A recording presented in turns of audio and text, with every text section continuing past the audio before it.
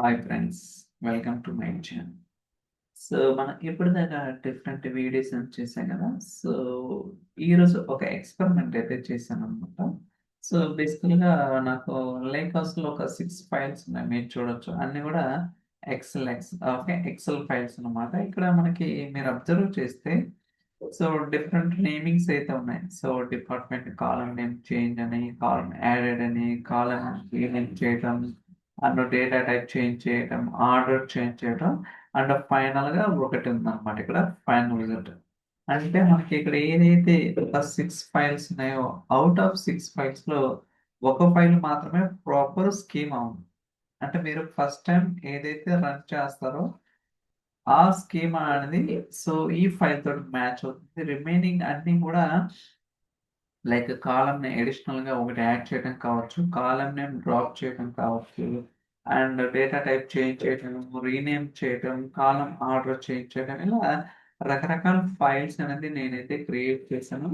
అన్ని ఫైల్స్ లో కూడా ఒకే షీట్ ఉందన్నమాట యాజ్ ఇప్పుడు మన రిక్వైర్మెంట్ ఏంటంటే సో బేసికల్ గా స్కీమా వాలిడేషన్ చేస్తాం. అంటే మనకి లోడ్ కాకముందే ఏదైతే ఫైల్లో స్కీమా ప్రాపర్గా ఉంటుందో ఆ ఫైల్ యొక్క డేటాను మాత్రమే నేను ప్రాసెస్ చేస్తున్నాను. రిమైనింగ్ ఫైల్స్ అయితే నేను ప్రాసెస్ చేయకుండా ఒక టేబుల్లోకి లాక్ చేస్తాను. అంటే ఈవెన్ మనకి ఇక్కడ 6 ఫైల్స్ ఉన్నా సరే, అవుట్ ఆఫ్ 6 ఫైల్స్ లో ఒక ఫైల్ మాత్రమే ప్రాపర్ స్కీమా ఉంది. రిమైనింగ్ 6 ఫైల్స్ 5 ఫైల్స్ అనేది స్కీమా సంథింగ్ డిఫరెంట్ ఉందన్నమాట. అప్పుడు ఏం చేస్తానంటే ఆ 5 ఫైల్స్ యొక్క ఇన్ఫర్మేషన్ ఒక టేబుల్ లాక్ చేస్తాను. అది ఎలా ఏంటనేది so we will try to understand. It's very easy to understand also. Okay, first ఇక్కడ నేను ఒక 2 టేబుల్స్ క్రియేట్ చేస్తాను, చూపిస్తాను. యాక్చువల్ డేటా అంటే ఏదైతే ఫైల్లో స్కీమా ఉంటుందో ఆ స్కీమా ఇన్ఫర్మేషన్ సో ఇక్కడికి వెళ్తుంది. యాక్చువల్ డేటా అండి. ఒకవేళ ఇన్ కేసు స్కీమా ప్రాపర్గా లేకపోతే ఈ టేబుల్లోకి నేను లోడ్ చేస్తాను అన్నమాట. మీరు చూసుకోవచ్చు 2 టేబుల్స్ కూడా ఏంటి, ఇక్కడ ఏం లేదు, ఇక్కడ ఏం లేదు. ఈ టేబుల్ వచ్చేసరికి యాక్చువల్ డేటా, అండ్ ఈ టేబుల్ వచ్చేసరికి స్కీమా ఏదైతే మిస్ అయిందో వాటి యొక్క డీటెయిల్స్ ఏంటి అనేది ప్రాపర్గా మనకైతే డెరైవ్ చేస్తుంది అనమాట. అది ప్రాక్టికల్గా ఎంతవరకు ఫీజిబిలిటీ ఉంటుందో లేదో చెక్ చేద్దాం. ఓకే, సో మీరు చూడొచ్చు కోడ్ అనేది. ఓకే, సో కావాల్సిన మాడ్యూల్స్ అన్ని ఇంపోర్ట్ చేయడం జరిగింది. సో దాని తర్వాత నేను అన్ని ఫైల్స్ ని లూప్ చేస్తున్నాను. ఇక్కడ డెవలప్మెంట్ అనే ఫోల్డర్ ఏదైతే ఉందో ఆ డెవలప్మెంట్ ఫోల్డర్ ఉన్న ఫైల్స్ అన్ని కూడా లూప్ చేసి సో అలానే వర్క్ స్పేస్ ఐడి తీసుకొస్తున్నాను. But lakehouse ID hard code చేస్తున్నాను అనమాట. మనకు కావాలంటే సో దాన్ని కూడా డైనమిక్ చేసుకోవచ్చు. It's not a big deal అనమాట. సో దాని తర్వాత డేటా టైప్ కన్వర్షన్ కావచ్చు, లాగిన్ కావచ్చు, చూసుకోవచ్చు. Insert into schema information, Excel file path, message ఏంటి, lakehouse ID, work space ID, అలానే టైం స్టాంప్ కూడా నేను రికార్డ్ చేస్తున్నాను. ఓకే, సో ఇదంతా కూడా కోడ్ మీరు చాట్ జీపీటీలైనా చెక్ చేసుకోవచ్చు. అఫ్ కోర్స్ నేను కూడా అక్కడి నుంచి తెచ్చాను అనుకోండి. సో ఇలా మొత్తం కూడా ఇక్కడ రకరకాల వాల్యుయేషన్స్ అయితే చేస్తున్నాను అనమాట. అంటే టేబుల్లో ఉన్న స్కీమా వచ్చే ఫైల్ యొక్క స్కీమా రెండు కూడా మ్యాచ్ అయితే అప్పుడు మాత్రమే ఇక్కడ చూడొచ్చు spark under score DF dot right dot format delta. అంటే రెండిట్లో స్కీమాలో ఐ మీన్ ఫైల్లో ఉన్న స్కీమా, టేబుల్లో ఉన్న స్కీమా రెండు కూడా మ్యాచ్ అయితే అప్పుడు మాత్రమే డేటా అనేది ఇక్కడికి యాడ్ అవుతుంది. లేకపోతే ఆ స్కీమా మిస్ మ్యాచ్ ఉన్న ఎక్సెల్ ఫైల్స్ ఇన్ఫర్మేషన్ మొత్తాన్ని కూడా నేను ఒక టేబుల్లోకి లాగ్ చేస్తున్నా అని చెప్పాను కదా, దాంట్లోకి అయితే లాగ్ చేస్తున్నాను. సో ఫస్ట్ రన్ చేద్దాం. Let's see that. ఓకే, మీరు చూసుకోవచ్చు రన్నింగ్ సెల్ ఉంది కదా. Let's see that. ఇక్కడ మీరు చూడొచ్చు. సో నేను ప్రింటింగ్ కూడా చేస్తున్నాను. ఇది I think it's very useful అనిపించింది. ఎందుకంటే మనకి రియల్ టైంలో అంటే ఫెయిల్ అవడం ఇవన్నీ కూడా చెక్ చేసే బదులు ఒక సింపుల్ స్క్రిప్ట్ అనేది యూజ్ చేసి ఇక్కడ చూడొచ్చు. Okay, schema differences found for department column అన్ని రన్ అవుతాయి. ఎన్ని ఫైల్స్ ఉంటే అన్ని ఫైల్స్ కూడా వస్తుంది అనమాట. So it's still going on. Let's wait for some time.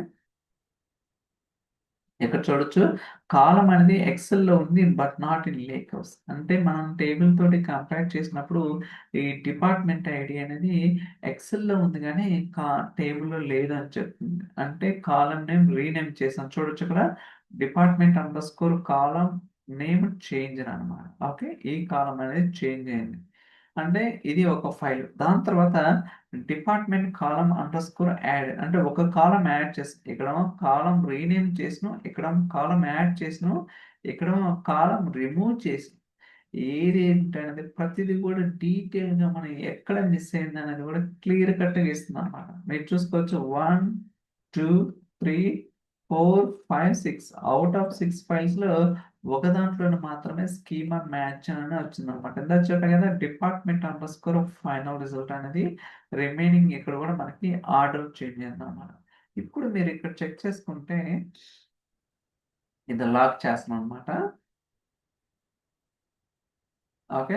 చూసుకోవచ్చు ఇక్కడ మొత్తం కూడా లాగిన్ జరిగిందనమాట. సో, అలానే ఫైల్ పాత్ కూడా మీకు ఏ ఫైల్‌లో ప్రాబ్లమ్ ఉందనేది తెలుస్తది.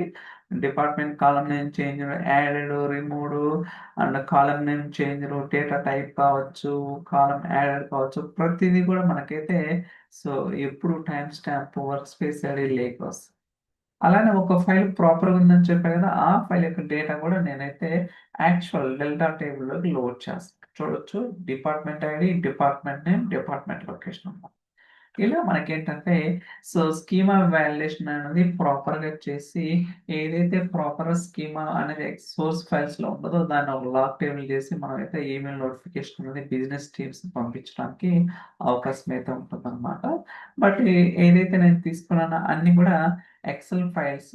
సో, సింగిల్ షీట్ ఉన్నాయన్నమాట. ఇన్ కేసు ఒక ఎక్సెల్ ఫైల్స్‌లో కొన్ని కేసెస్‌లో మల్టిపుల్ షీట్స్ ఉండొచ్చు. అలానే నెక్స్ట్ టైమ్ సీఎస్‌వి, పార్కెట్ వాటికి కూడా ఎలా ఇంప్లిమెంట్ చేయాలంటేనే కూడా నేనైతే ట్రై చేస్తాను. సో దట్ మనకి ఒక complete it's kind of use cases అంటే ప్రతిసారి మనం టేబుల్‌లో చెక్ చేసే బదులు before loading data into table itself we are doing the testing అనమాట. ఓకే. ఐ థింక్ మీకైతే యూజ్‌ఫుల్ అవుతుందనుకుంటున్నాను. So that's all for this video. ఈ వీడియో మీకు నచ్చితే like, subscribe. Thank you so much for watching. Will catch you next video. Bye by.